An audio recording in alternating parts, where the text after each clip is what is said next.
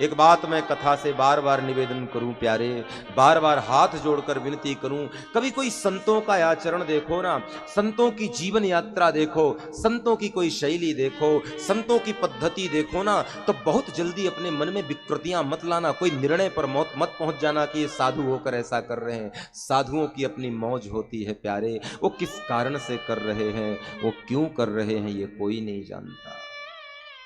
उनका अपना स्वभाव है, उनकी अपनी निजता है।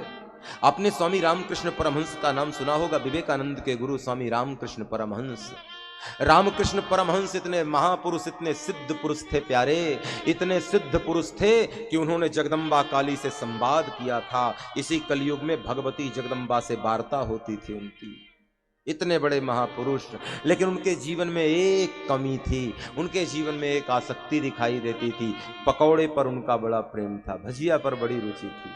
सत्संग करते रहते थे और सब साधक शिष्य विवेकानंद बैठे रहते थे, कथा सुनते रहते थे, सत्संग चलते रहता था, वेदांत की चर्चा होती रहती थी। और कोई धोखे से भी कह दे बाबा पकौड़े भजिया, तो कथा बंद कर देते थे। शारदा को कहते थे शारदा पहले पकौड़े बनाओ, बाद में कथा होगी। भजिया पर इतनी आसक्ति, पकौड़े पर इतनी रुचि, कमाल हो गया। इतने उच्चतम महापुरुष, इतने सिद्ध महापुरुष जिन्होंने ब्रह्म तत्व को जान लिया, काली जगदम्बा से जो बात करते थे, वो एक संसार की जरा सी चीज, एक भजिया जैसी वस्तु पर इतने आसक्त कि ध्यान में बैठने जाएं और कोई कहे बाबा भजिया, तो भजिया पर आसक्त, तुरंत भजिया बनवाते थे और भजिया बने तो काम चले, फिर आगे कथा हो। एक दिन विवेकानंद ने धीरे से पूछा, विवेकानंद को अच्छा नहीं लगता था कि बाबा आपकी सब निंदा करते हैं, इतने बड़े महापुरुष होकर भजिया पर इतने आसक्त कैसे हो सकते हो आप भजिया पर इतनी आसक्ति क्यों है? तब कहते हैं विवेकानंद को रामकृष्ण परमहंस ने बुलाया और रामकृष्ण परमहंस ने विवेकानंद को कहा कि विवेक, ये भजिया पर मेरी कोई आसक्ति वासक्ति नहीं है, मुझे भजिया पर कोई रुचि नहीं है। बोले फिर? ये भजिया पर रुचि मैंने जानबूझ करके बना करके रखी है। बोले मतलब? ये अब शरीर में प्राण टिकते ही नहीं, शरीर से प्राण भागने को देखते हैं, तो जानबूझ कर मैंने एक आसक्ति अपने जीवन में बना करके रखी है, ताकि तुम लोगों के बीच में थोड़े दिन और रहना चाहता हूं।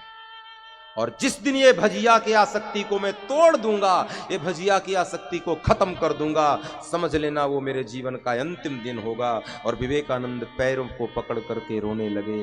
दिन बीतते गए और कहते हैं एक दिन वो समय आया कि माँ शारदा ने विवेकानंद के लिए भोजन तैयार किया और माँ शारदा ने विवेकानंद को भोजन तैयार किया। भोजन बनने के बाद थाली लगाई है और विवेकानंद को कहा कि जाओ गुरुदेव को कहना भोजन तैयार है, भोजन कर लें।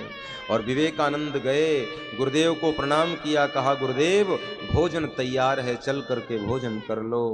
रामकृष्ण परमहंस की वाणी से एक शब्द निकला कि विवेक, नरेंद्र, आज भूख नहीं है, आज भोजन की रुचि नहीं है, आज भोजन का मन नहीं है, लेकिन गुरुदेव माँ ने विशेष रूप से आपके लिए भजिए बनाए हैं। रामकृष्ण परमहंस कहते हैं विवेकानंद, आज भजिया खाने का मन भी नहीं है। और ऐसा प्रमाण मिलता है कि वो दिन रामकृष्ण परमहंस के जीवन का आखिरी दिन था। आसक्त थे नहीं, आसक्ति बना करके रखी थी, आसक्ति जोड़ करके रखी थी। कहने का तात्पर्य है, किसी साधु के जीवन को देखो, किसी संत के जीवन को देखो, तो कभी ये मत समझना कि इनका जीवन कैसा है, इनकी जीवन यात्रा कैसी है। प्यारे, वो अपना जीवन अपने मौज के अनुसार बना लेते।